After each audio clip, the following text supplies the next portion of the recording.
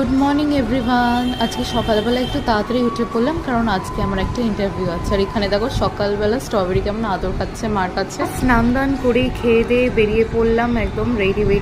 Camera খুললেই flakes করতে বসে পড়ি, কিছু মনে করো না, সরি ফর দ্যাট। তারপর আর কি ঠাকুরের নাম নিয়ে রওনা দিলাম।